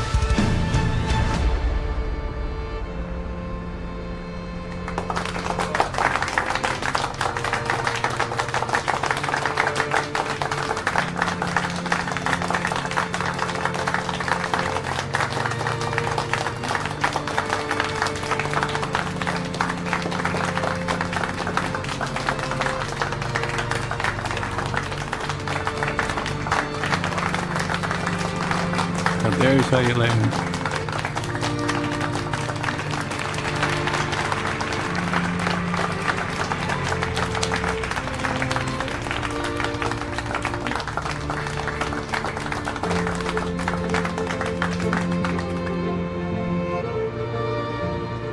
John Dale has a question for Charlie. He says, how does it feel that you have a wonderful plane that you fly in real life in the sim? Can you practice new moves before jumping in real life? Well, and that's exactly what I've been using it for, is not necessarily just the perfect maneuvers, but the locations of the next location that I'm going to an air show. I'll load it up and be flying it so that I'm more familiar with it before I even show up on site. You know, you have to keep inside of that that street or that building or that line of trees. And, Exactly. yeah, nice. And it's nice with this sim that that line of trees and that building and that house are all where they're supposed to be. They're all there, yeah, in this sim, yeah. So this was AceOfSpades, everybody. He's here live, on camera and on voice, but Well done, Great Ace. job, Ace. did a great job. Only thing I regret is that the flight recorder doesn't show my head movements at all. So you just see me looking straight forward the whole time. When it snapped It's you all over definitely the not place, looking right? straight forward the whole time. I was definitely wondering about that. I was like, man, he's doing really well for just looking straight forward. Yeah, no, definitely not straightforward the whole time. Excellent, Ace. Excellent. Rad says it's time for me for a drink of fuel. While I queue up the next one, I'm going to queue up Smitty next, you guys. Fuel. Wow. Well, yeah, I should probably tell you the backstory. Yeah. And especially why you've been mentioning Jimmy's name so much. So I met Jimmy about 10 years ago. He lives pretty close to me, but I hosted a drone race in my house, and he showed up, and we flew drones, and about halfway through, he had to go. He says, like, he told me he was a pilot and so forth. He's like, oh, I have to go early. I have to go pick somebody up. I'm like, all right, see you next time, whatever. About 20 minutes later, I see this plane heading for my house, and it's a decathlon. And he And it gets caught right your over. eye. Yeah, and it's getting bigger, and right over the house, he just did a nice aileron roll and kept on flying away. Sweet. So we've become friends over the years. Then I picked up Flight Simulator, with the VR and everything. I had to have VR. And I just wanted more. And I'm a mechanical engineer, and he and his brother own a machine shop. That's why he's got money for planes, I guess. So I said, hey, if I design something, I looked at the ones that are on the market. I'm like, I can do better than that. I said, hey, if I design something, can you help me build it? So we actually built, over the course of 2.5 years, we built 3 of these things. One for me, one for him, and one for a third buddy in our drone club. Now his isn't done yet. Me and the other 2 guys are done. But since he has a decathlon, I've been keeping an eye out for any developer that was going to make a decathlon. And I see Hangar Studos come along. Hey, I'm making a decathlon. So immediately I ping Nick and said, hey, I know a guy. Any pictures you want, I can just walk over there and take any pictures. He was That's all on so board with handy. it. Yeah, to be able to do that. Wow. So then, Nick was pretty much done with the model, and he's like, okay, here, test it out, and he had a basic flight model in there. So I had Jimmy over, and we, I strapped him in for the VR and everything. And he's like, this is not what a decathlon flies like. I'm like, oh, okay. So I sort of took it upon myself to learn how to make flight models, and just hacked away at it. And he gave me a lot of tips. It's got to stall when it does this, just do this speed and that, and it's got to do all these things. I had him over, 2 more times, and he's like, basically his decathlon is his daily driver. He's got 1,000 hours in it. He flies to work over my house. The 7-minute flight is better than a 45-minute drive. Nice. So he made a lot of flights into his own field, and we got it perfect. On screen now you can see the contraption that we built, it's 6 degrees of freedom. Each motor is 750 watt. Also, the pedals and stick are force feedback, so when you're doing the G pulls, that you really feel it. When you make mistakes, you really feel that. But yeah, if you want to hit play on that, you can see what it's like to ride in this thing. Super. Well, thanks for that intro. Okay, here we go, everybody. Let's have a look at this. Yeah, I just do a couple simple checks. I'm not as good pilot as Ace and Charlie here. Can't get any more volume out of that thing for some reason. It's very quiet. Okay. There's not a whole lot of volume to Okay. talk about. It's just engine noise, really. This is awesome. It's like you're there. It really is. Like Jimmy says, he's like, wow, it's like sitting in my own plane. The motion really tricks you. Like when you accelerate like that, you can see me leaning back. When you let off the throttle, you slow down. When you do a spin, it jerks you around like that. It doesn't, obviously doesn't go full upside down or anything. That's version 2, right? Yeah, probably not. But yeah, if you do barrel You rolls need right, you need a chin strap for your headset though to make it stay on when you go upside down. if you do barrel rolls right, the G should always be downward anyway. Sure. Man. How many in chat would love to have this? You actually built this. Wow. And if you're wondering, just like I tell the wife, it costs less than a motorcycle. There's always something that costs less than, right? Yeah. Well, less than a motorcycle. That's a good thing. And you're staying In your home and all you're the safe time. at home. Yeah. Save it at home, yeah. Yeah. I don't know about safe, but Yeah, You'll see on the landing. he does. He already knows ahead of time. So look at the strap he's wearing, you guys. That's so he doesn't fall out of the thing because it could probably throw him, right? oh, absolutely. That's a 4-point harness from a MLAP. Well, You actually need your harness in your sim.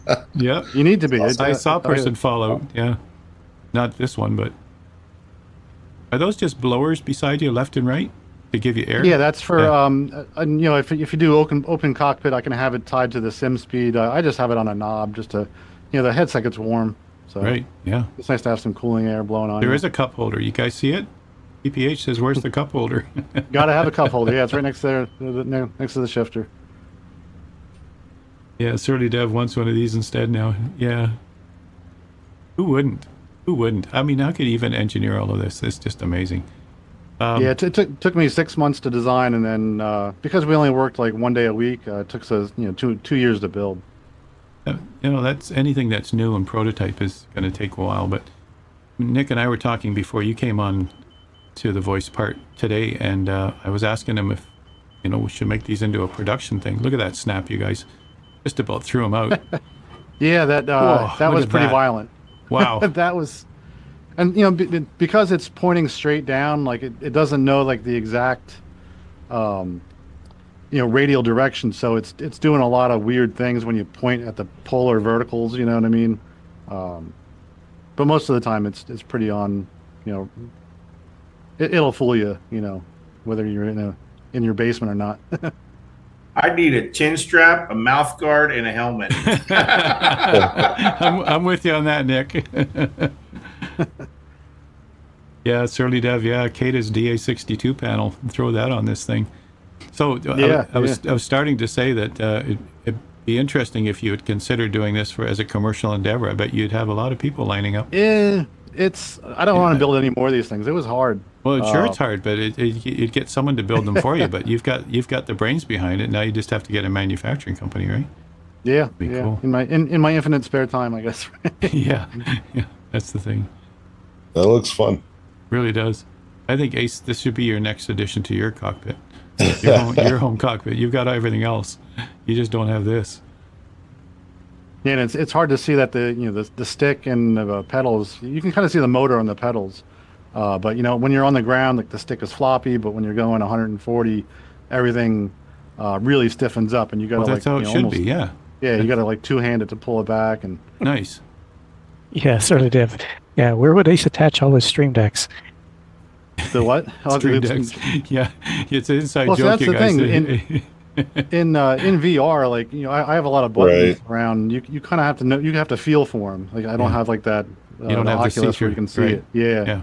Yeah. But after a little while, you get used to where they are. And you can feel for it. Stream decks don't translate very well to VR, unfortunately. Right. Nah. No. There are some expensive VR headsets that you can see through to your hands, and you can still Yeah. touch Well, things. yeah. The Oculus will do it. You can set up an area below like the windshield that's your stuff, and above is VR. Yeah, I actually watched a video last week through Authenticate. Okay. The guy he's built full size Spitfire cockpit, Oh wow. Nice. but him and the guy that from Authenticate have gotten together and they've worked it out so that he basically his entire physical cockpit passes through except the virtual instrument panel. Nice.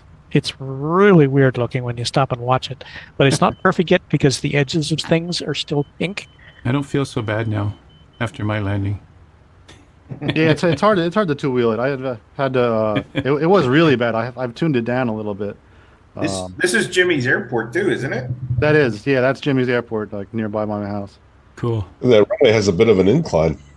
There's like a stream that runs through the middle of it, so it goes down on one side, and there's a little narrow bridge that you have to not hit, and then go up on the other.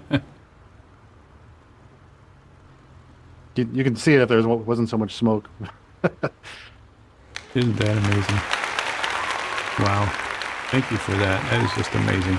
Way cool. Yeah, it's a fun toy, and thanks to the tester alpha, it works with 24 too. Yeah, and it works in 24. Yeah, I did some testing too. Yeah, that's great to know. Yeah. Yeah, Surly Dev says, I'm surprised you don't say I can see my house. I'm sure your routine was great. I just realized I was watching the chair more than Yeah, Yeah, it I think wasn't. a lot chair of is people are, right? fascinating watching Yeah. how that thing moves. It wasn't much of a routine. I did like 2 loops and a stall spin, and that was about it. So, can I share that link on chat so that people can find it? Yeah, go right ahead. And let me just come back to here, there, and I had it ready to go, and I don't know if it was still ready. Here we go. That's the link to that video, you guys, so that you can see it again and again. That's pretty cool. I was riveted the first time, and even now I was riveted again. I mean, it's like every time I see it, I just can't take my eyes off it.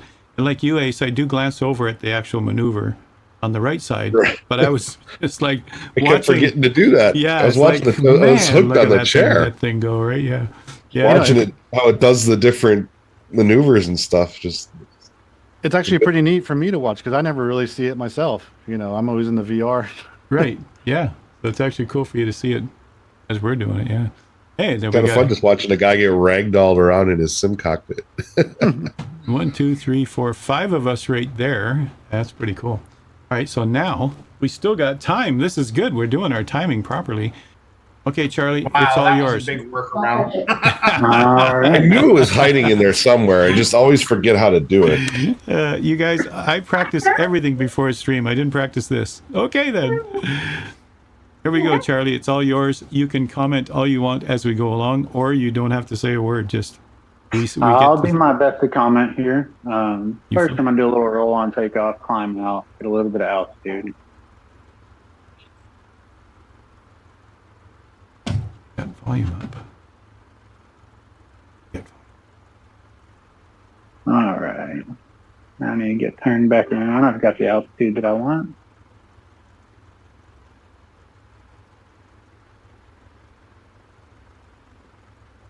Smoke coming back on, diving in. Start out with a couple of slow rolls here. I do have them with the drone, Howard. If Oh, cool. you want a camera angle at some point. Yeah, I haven't got you framed, but I'll figure it out. Yeah, I'll do it. Yeah, I've got them tracking on my camera too. So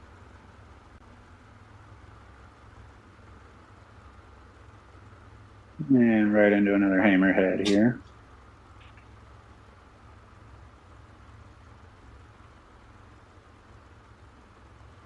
I think it's more fun to watch it in the drone than Is it? and then realizing that he's doing all this first person. Yeah. Ace, what number were you? I have In the no idea. SRT. Probably 2 or 1. Called an avalanche, a snap roll on top of a loop. I'm same as I always am. Whatever Yeah. you have it set to. Back up, quarter roll going straight up, leading that speed off, flipping the rudder over, and do a little bit of a spin on the way down.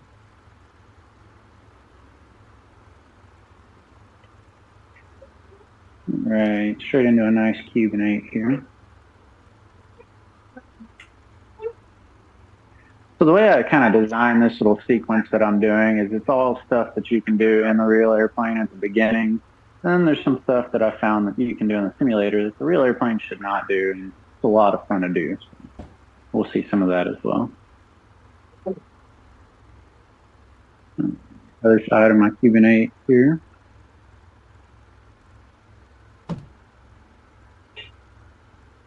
Roll her upside down, do a little bit of a turn around while we're upside down here. When Charlie says stuff like that, it makes me want to put stuff in my manual. This is not for real world use.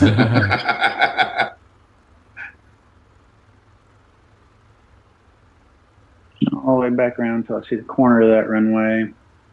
Get my speed back up, and we'll do just a nice, easy barrel roll here.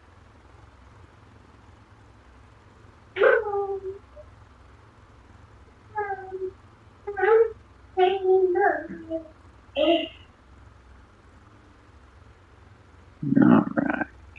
Get our barrel roll. Come in and do a wing over. This is something that we use all the time, especially if we end up on the outside of our aerobatic box where we're supposed to be.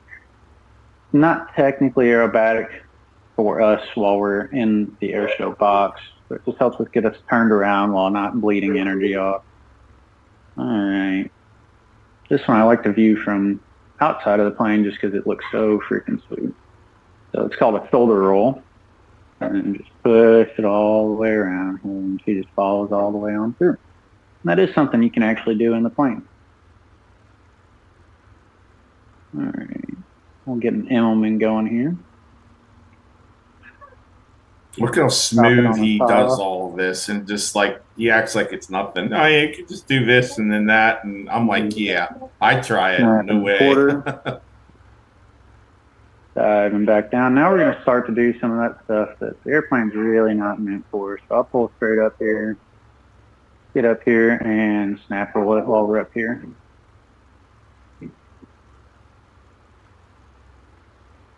I could fly smooth if I wasn't getting thrown around all the time. All right. And we'll do another Immelman. A little bit of that shoulder roll on top. Just stop it and then roll it around.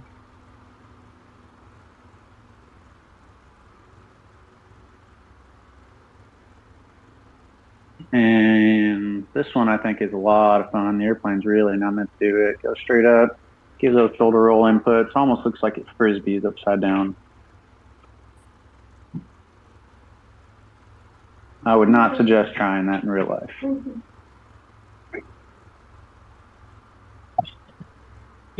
And a little bit of a cheater torque roll. Get it straight up here. I saw Ace did a tail slide as well. Just doing some rolls on top of that tail slide. And it should be falling back down.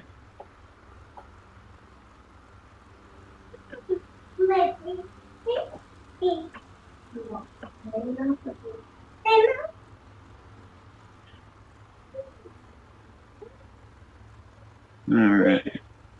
And the way I like to end things off, do a half Cuban, and then end it all upside down and do a little wing effect.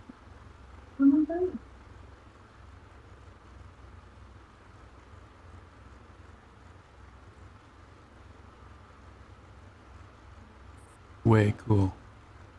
With a roll and a half, just for the celebration of it. All right, let's see the scariest part of all the air shows. Let's see if we can land it. That's why a lot of air shows, they go somewhere else. Yeah. Or for no other reason than it doesn't mess up the next act either, so.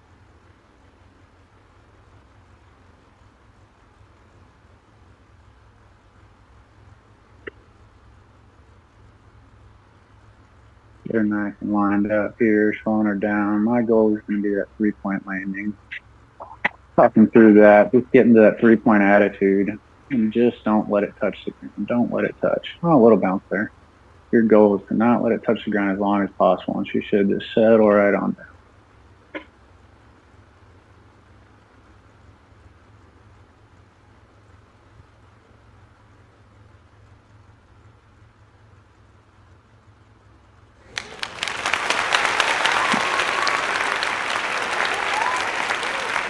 Very nice. That deserves a big clap from the audience. Is that amazing? Don't try this at home, kids. Yeah. You've got the scenery installed here, don't you? What's that, Ace? He's got the what? I don't know. It looked like he was hovering above the ground for a bit there. I was thinking he maybe had the scenery installed. I think he was just bleeding off the speed. Excellent. Excellent. Excellent. Look at all the hand clap from everybody. Well played. Lots of clapping. Amazing. And it was live in front of a bunch of people. You imagine that? Charlie, you're on Xbox, right? I'm on Xbox, yeah. He's on Xbox. So some of you will be asking what kind of hardware are you using? Not a controller, right? You got something else. I was all the way up until this Decathlon came out, and it forced me to go out and buy the Velocity 1 flight stick because I wanted it to feel even more real. Way to go. You know, Nice it's a thing with Charlie's apparently. They like to fly Xbox Well, yes, he's not the only Charlie we know, right? and aerobatics and while doing it. Pretty amazing.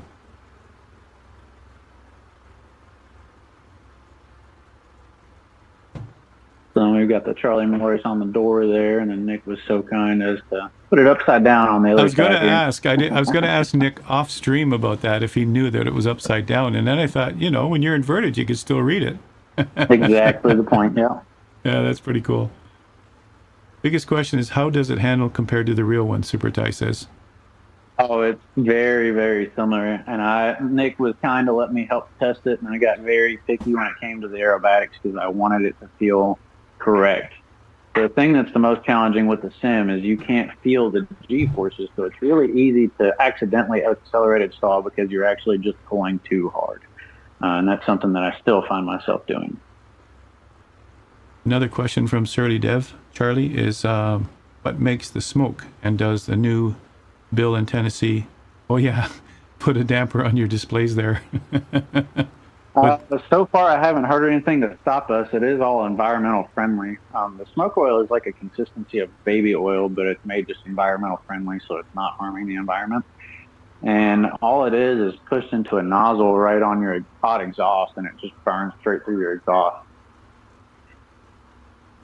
That's interesting. And so, you know, Tennessee has for those who don't know, they have a chemtrail law that was passed because they think there's a bunch of chemtrails up there from the airliners, you know, big, huge tanks full of liquid they're pushing into the air. And, you know, all these conspiracy theorists, they don't understand the science of what's happening up there. But so no, they we have. just did an air show in Tennessee a few weeks ago, and I didn't hear anything about it. Yeah, I don't think. Yeah, it's interesting, isn't it? Oz has a non-aerobatic question. Is the autopilot actually working in the G3X 430? Yeah, Oz, thanks for hanging in there. I know you asked that at the start of the stream, and I asked Nick about it off stream before we even started, and Nick said that he would address it. So we'll leave it for Nick to answer that one. Yeah, I've had a couple questions from a few other users who had bought the plane, and my answer was, first things first was to unplug everything and just use a mouse and a keyboard. And if it's working for you, it's going to work. So what that tells me then is that your Hardware. specific controller hardware just needs a special adjustment within the options that it gives you in the simulator so that you can set those settings to what it needs to be. Hopefully that your hardware is compatible to it, because everything that I'm using for the most part on the 430 and the G3X are all default Asobo templates, except there's a little bit of custom code on the G3X side of it, but the autopilot, yeah, that's all Asobo templates. So it should work with pretty much anybody's system. So if you want to, go ahead and DM me, and I can run you through it, and we can troubleshoot it. I have no problems helping people. Nice, Nick. Way to go. I like the personal touch. That's so nice. And Oz is a good guy to help out. He's so helpful. And you guys, he's one of the team who help with proofreading my lessons every week. And they catch little things, you know, and that's I always get an extra set of eyes to make sure my presentations are accurate and also that they look all right. So that's nice. Way to go. Thank you. So big thank you to you guys for your 3 demonstrations. Awesome in every respect. And just adds a lot to the airplane, just talking about the airplane and then what it can do. Having it in the hands of experienced flyers like Ace and Charlie and Smitty in his amazing, amazing invention, you guys. Everybody wants. I'm in the G3X. I'm in the G3X 650 version right now, running autopilot, and it's working flawlessly. Leftover turkey, Super Ty. You must be also Canadian, just like me, because I live in a vegetarian household. I'll say that. And my friends we were visiting yesterday were also vegetarian. We end up going to Swiss Chalet for Thanksgiving dinner because that's the only way I'm going to get a turkey dinner, you guys. And they had veggie whatever, right? So there I had a full turkey dinner feast for Thanksgiving on Canadian Thanksgiving yesterday because we went to Swiss Chalet where they have Thanksgiving. But I want to say a great big thank you also to Nick for this plane. I mean, there's the root of it all, everybody. Without this plane, we wouldn't have brought you these guests today and their demonstrations and everything that they showed us. And so, and I'm also very grateful and honored that he would make a livery for me for the channel. You guys can have that livery and use it on your plane also, and just have a lot of fun in the air. And look at us, how many of these planes were on the ground tonight. If anybody wants to still free fly afterwards, then I'll still be available on this airport. We are a touch early, so we can still do kind of a free fly on the stream, but we'll close it down for now. But we want to go around to each of the guests and ask them if they'd like to say any last words before we close tonight. We'll start with, we'll go straight with Nick because we're looking at his creation right now. Nick, any closing words or advice or anything you'd like to mention about anything? I'd just like to say thank you, Howard, for having the plane and showcasing it the way you have, and then doing your lessons. Everybody gets to learn from you, and I think it's just wonderful. You're a good a role model for some people, and you're also an excellent just fellow to know in general. And I gravitated to you just because of your personality, your easygoing, and you help out the community so much. So I try to give back to the community. And with that said, maybe we could do a quick giveaway tonight. No, I was hoping you'd do one of those. That's great. I didn't want to promise it. PC or Xbox, anybody can win. So if you want to go ahead and host that, that's perfectly fine. Yeah, just give me a second. I'll set that up. Yeah, I should have had it ready to go. Yeah. 1 second, you guys. And we'll do that. And no matter what you're on, as long as you can see chat, you can be in the race for this, you guys. Let me just go I also want to say I couldn't have done this without the help of Smitty and the testers and anybody else who had input with helping with the plane. I mean, I've only been in a Citabria, and that was over 25 years ago. So for, a professional like Charlie to get into it, and then Jimmy with helping out with Smitty, I mean, that's great. And just having that input. And then we're able to, work together and just get it into the simulator to the point where, I don't want to say expertise because I don't feel like I'm an expert, but I'm getting there, to the point where maybe my next plane, the Scout, excuse me, will be a nice plane that people will enjoy. So there's a little bit of a teaser. Well, Nick, I will say, I will say this. Since I got into the testing with it and went a little bit, I've been following it on Discord and whatnot. In the last 2 weeks before you released it, it was like, oh my God, Smitty, but you stopped with the flight model changes. You couldn't keep up with it. He had one almost every day. It was awesome. I was like, okay, I'll put it in. There you go. The problem with flight models, you change one thing and you break everything else too. So yeah. Well, and then poor Smitty, like the last 2 weeks of it, had me in here like, hey, I don't like this. Can you change that? Yeah. And then he's like, man, I've done all this work for taking my stuff apart. Yeah, it's like I was like, oh, there's a new flight model. Okay, download that. And then go to install it. And before I go to install it, it's like, oh, never mind. Next, put another release with it included. So we'll just do that instead. I just wait for 2 or 3 releases. That's all, right? Dale says Scout with a question mark. See, there's some interest there, Nick.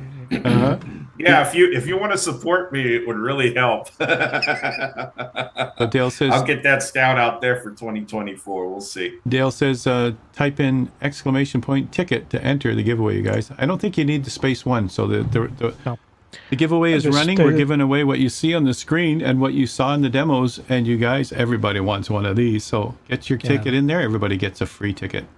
The space one, I think, comes in if you have a contest where you can have multiple entries. So you can tell how many, like if you're buying tickets, you can say ticket space however many, but if you're only limited to one, it makes no difference. And Oz was saying, what's the prize? Right here, you guys. You get yourself, and all the liveries that come with it, the plane itself, as if you were to buy it, but you're going to get it for free. Nick is giving it away tonight for you guys. So get your tickets the in there. liveries I kind of got out of hand with. I started There's with lots 12. of them. It's great. Yeah, I started with 12, and I was like, I'm going to do 13 because it's my magic number. And so I had it all. It's my and magic I started number doing too. Them, and I went and did more and more, and I was doing them all in Jimmy's extreme livery. And I was like, wait a second. I got to do these other 3 too. I got to do the stripes, the sunburst, and the starburst. So I ended up doing 5 more each of those. So that's what, another 15 plus the 12. So I was up to 27. I think, or no, 28. And then I had 2 more requests, and I was like, why not? What the heck? I'll put them out there. So I did the orange, and then I did Smitty's. Now, I don't know if anybody has Smitty's livery on right now that you could take a look at and zoom in on. But if you look at it, it's carbon fiber, the whole thing. I'm on the field, so if you look at me. Sure.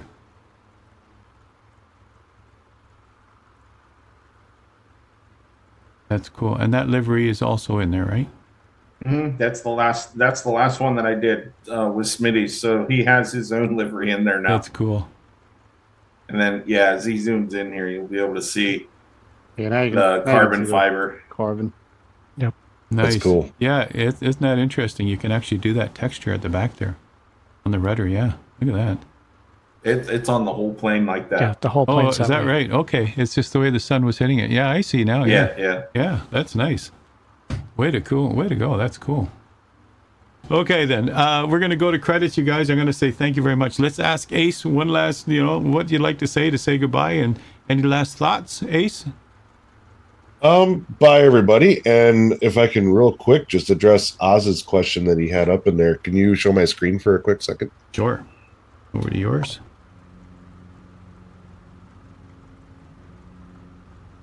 We're on you live. All right, Oz. So I am in autopilot mode. I am in heading mode, and I can turn my heading bug, and the plane is following it. So if that answers your question, Well, it does work. So then he just has to figure it out. Yeah, what's happening on his. Yeah. Cool. That's great. Super Ty says, again, great job to our special guests. No kidding, you guys. Spending the time and sharing your expertise has been just wonderful. That autopilot will work on the analog too if you have buttons to control it, or through the 750. Or if you have Flow Pro, you can set up. You can do the autopilot buttons in there, and it Flow works Pro, fine. right? TPH, And it works on Pro. I'm not sure if it works on the rest of them, but TPH 17. Thanks for saying that, and it's always a pleasure. We're doing what we like doing, right? That's for sure. I'll come back to here, and I'll just ask Smitty any last words before we go. Yeah, I mean, I want to thank Nick for letting me make his flight model. It was a lot of fun, and I'm glad I could, provide the input and from Jimmy, and get this thing nailed down to fly like they really do. That's cool. Yeah, man, you took that bull by the horns and just rode it all the way down. Great job, Smitty. Great job, Smitty. Yeah, way to go. And Andrew, last words before we go. My co-host had to share the guest spotlight today. Hey, that's fine by me. I know it is. Guys, fantastic job with the plane and with the shows. Yeah, it's just they're like having people put this much work into a relatively unknown aircraft for a lot of people. It's just wow. Yeah. Nice job. Appreciate the work. Yep. And we'll see you guys all on Thursday. And Super Ty, I think that's a great idea. I'd like to highlight this on YouTube. I'll get permission from each of the guests here today to make sure we can do that. And for appropriate links to their videos. Yeah, we'll do that because I think that the community out there would like to see it. Well, that would be great. We'll see you again, you guys. Thanks, everybody. Those of you who are guests right now, just hang tight. We'll be talking after stream ends. I think at this point, before we go to credits, if everybody could turn on their smoke, let's just show our appreciation by smoking it. There we go. Look, I thought that would work out okay. There we go. We're not on fire. We're just doing our victory smoke, spin, turn, dance, and there's one in the air. There's a vision Nick, you won't see too often, right? No, you won't. I thought I'd give you that one. All right, you guys, take care, everybody. Thanks for joining in and chat. Thanks for your input and your feedback and your interaction. We appreciate it. Let's go see who's been supporting the stream, everybody. Take care. See you Thursday.